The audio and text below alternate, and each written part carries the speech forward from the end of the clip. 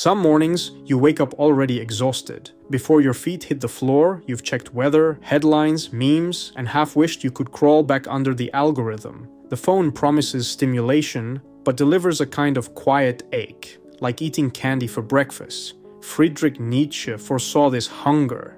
He warned that the grand stories guiding humanity would fade, leaving endless freedom and zero coordinates. His reply wasn't a pep talk, it was a dare. Become the Übermensch, the person who writes their own compass when all the old needles spin. Nietzsche insisted that meaning is not optional luxury, it is fuel. Humans, he said, are value-creating beings. We survive on calories, but we live on why. When shared faiths collapse, his famous God is dead moment, we don't stop needing meaning. We improvise with quick fixes, follower counts, corporate personas, binge shows, dopamine scrolls, curated outrage. They sparkle, then vanish. The Übermensch refuses that merry-go-round. Instead, they treat chaos, pain, boredom, confusion as molten ore. Picture a blacksmith. The hotter the metal, the harder the blade. Your hardships are that heat, ready to be shaped. Yet forging meaning sounds abstract, so let's anchor it. Imagine sitting alone in a cafe with only a blank notebook. No Wi-Fi, no soundtrack. 10 minutes in, a restlessness claws at you. Most people flee that moment. Open an app, message a friend, fill the gap.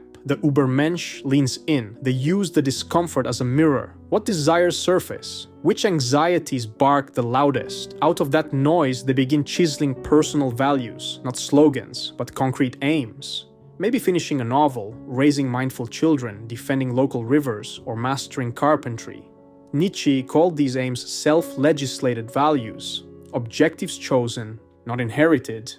Pain then becomes raw material. Say you've been ghosted by friends or crushed in a layoff. Instead of drowning the hurt in numbing entertainment, pause. Ask, what can this teach? Heartbreak can sharpen empathy. Unemployment can expose dormant talents. Nietzsche didn't glorify suffering, but he believed refusing to waste it was a superpower. If you're hurting, you're already at the doorway to growth. Step through rather than turning back. Practice an attitude he nicknamed amor fati, love of fate. When a train is delayed or a plan unravels, your first impulse might be anger. Try whispering, yes, and accept the disruption. Pivot, extract something useful. This isn't toxic positivity, it's philosophical judo, turning life's weight in your favor. None of this is solo work forever. Nietzsche prized friendships that test the blade, seek companions who question your blind spots, and cheer honest effort, not just those who echo your feed. Spend an evening with someone who reads heavier books than you, lifts heavier weights, or holds deeper silences. Iron sharpens iron, comfort dulls it. Creation cements it all. Each day adds something to the world. A paragraph, a rough sketch, a soup recipe, a small business plan, a repaired bicycle chain. Creation flips the script. You're no longer passive consumer, but active participant. Even a wobbly first draft beats pristine paralysis. Will living this way feel smooth? Never.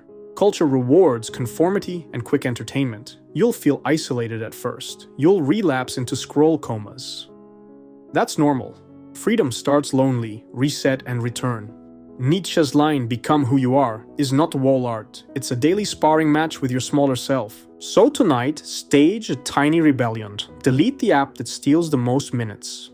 Write a shaky haiku in your notes app. Call the relative you secretly admire and ask how they navigated hardship. Sit outside after dark and let unfiltered boredom surface. These are sparks. Enough sparks can start a forge. Why choose this difficult path? Because the alternative is spectral living, ping-ponging between ads and anxieties, chasing factory-issued dreams, ending nights with the same dull void.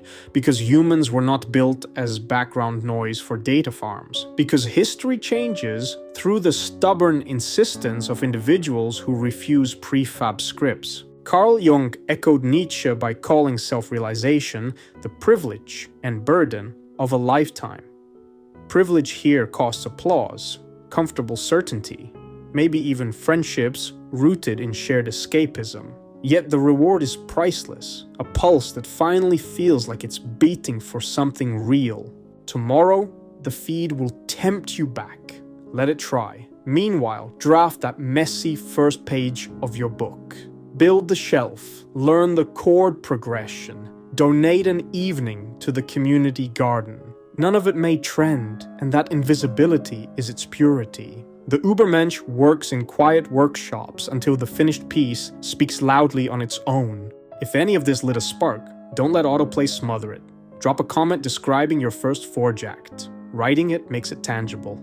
Send this to the one friend who still craves depth. And if you want more conversations about crafting meaning in a shallow age, subscribe and ring the bell. We keep a campfire going here, bright enough to warm, dark enough to see the stars. No borrowed creeds, no hollow trends, only you, the hammer, and the courage to shape a life that finally feels like yours.